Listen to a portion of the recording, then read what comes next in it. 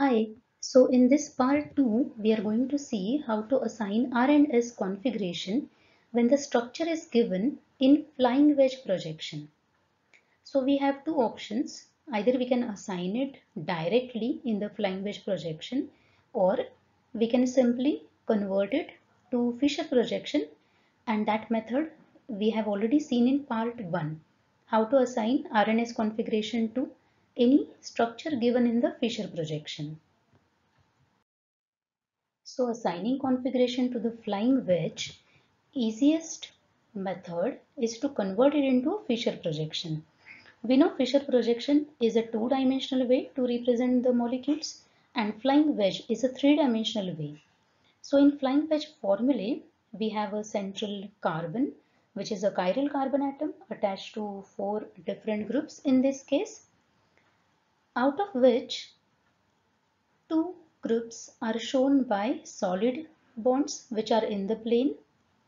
One group is shown as a dark wedge-shaped bond projecting towards the observer, and another dotted wedge-shaped bond is projecting away from the observer.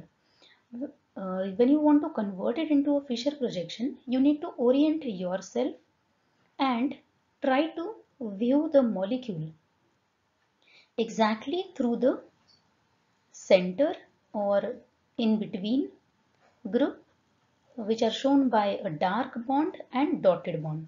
So when you try to see this molecule between C and D, what you can see is A is at the top, B is at the bottom. Now C is on your left hand side, D is on your right hand side. So simply you need to arrange them as if they are in the Fisher projection at the same positions. So you will draw a plus sign. You will draw A at the top, B at the bottom, C on the left, D on the right. This is the easiest way. Let's see some examples. This is structure of alanine, which is an amino acid. So here you can see now similar way we have groups COH and CH3 shown by solid bonds, and we have H shown by dotted bond and H2 shown by dark bond. So you need to view it from the middle of H and NH2. Now when you want to write it in the Fisher projection, draw the plus sign.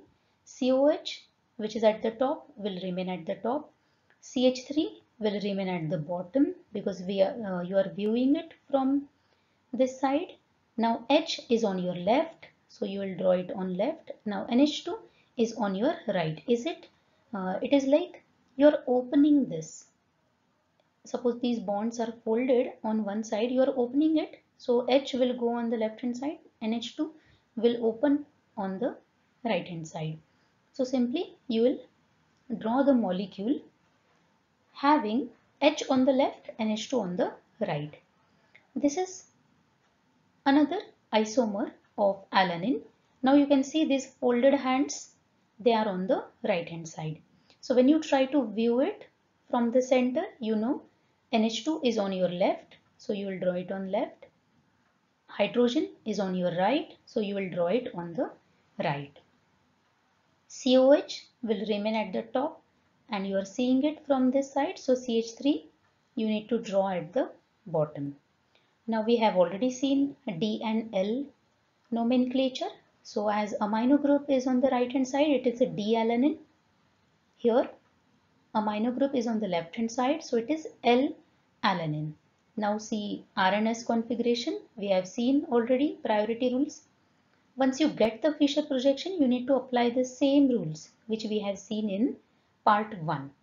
So here we can see carbon is attached to hydrogen, carbon, nitrogen, carbon. So nitrogen should get first priority. Now between these two carbons, we know COH should get second priority, CH3 should get third priority. So when we are going from 1, 2 and then 3, we are going anti-clockwise. But because hydrogen is on the horizontal line, though this is S, we will write our answer as R.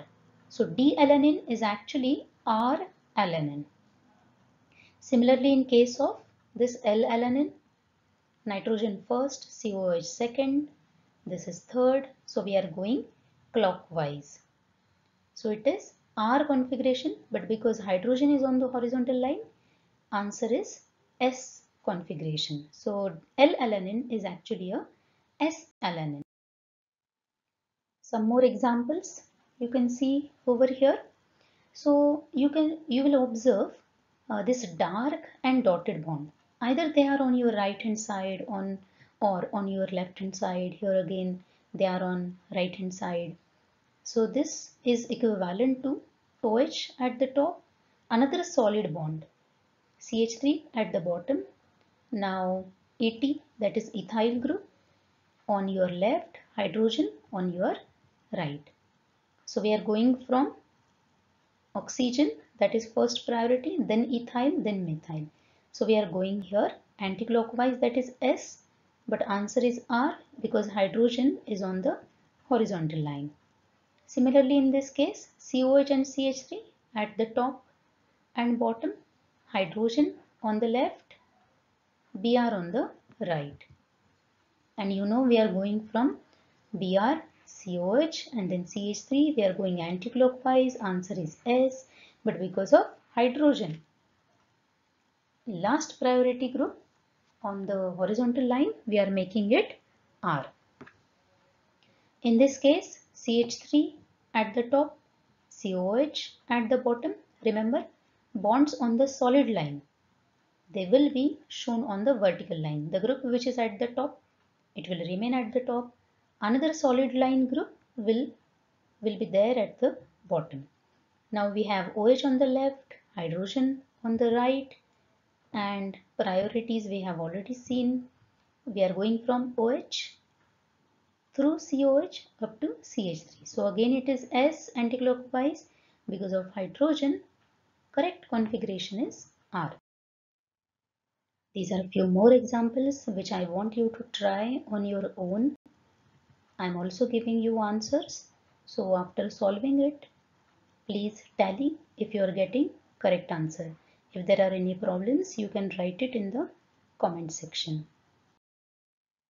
These are again few more examples for you to try. These are the answers. There can be situations where you cannot decide which group to be placed at the top and which at the bottom. Till now, whatever examples we have seen, out of the two solid bonds, one was at the top, so we kept it as such. And in those examples, this dark and dotted bonds, they were either on your right hand side or left hand side. There can be examples where you cannot easily convert it into Fisher projection. You can give it a try to assign it directly on the flying wedge, but you need to take care that the lowest priority group, in this case it is hydrogen, it may not be always, so lowest priority group must be on the dotted line, because configuration is correct when you see the molecule and lowest priority group is away from the observer. So in this case it is on the dotted line, so Br is getting first priority, chlorine as second, methyl as third. When you go from 1, 2, then 3, you know you are going clockwise. So it is R configuration and it is correct. This is simple enantiomer of this compound. So now going from Br to Cl and then CH3, we are going anti-clockwise. So it is S configuration. It can also happen that lowest priority group is not on the dotted line.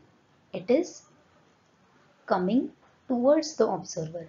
So if you have such pair where you expect hydrogen to be on the dotted line, but it is on the dark line. If you remember in part 1, we have seen when lowest priority group is on the horizontal line, if you want to bring it on the vertical line, we were doing two parallel exchanges. So here also you exchange H and OH, so that now OH is on the dark line, H is on the dotted line, but similarly you need to also exchange methyl with fluorine. So they will also change their positions.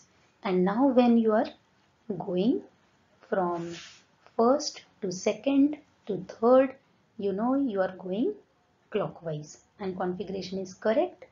That is R, because you have brought hydrogen on the dotted line.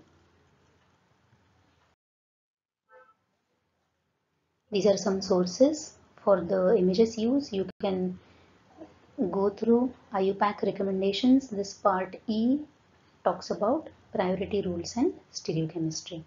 Next in this series, we are going to see geometric isomerism. So till then, take care. Goodbye.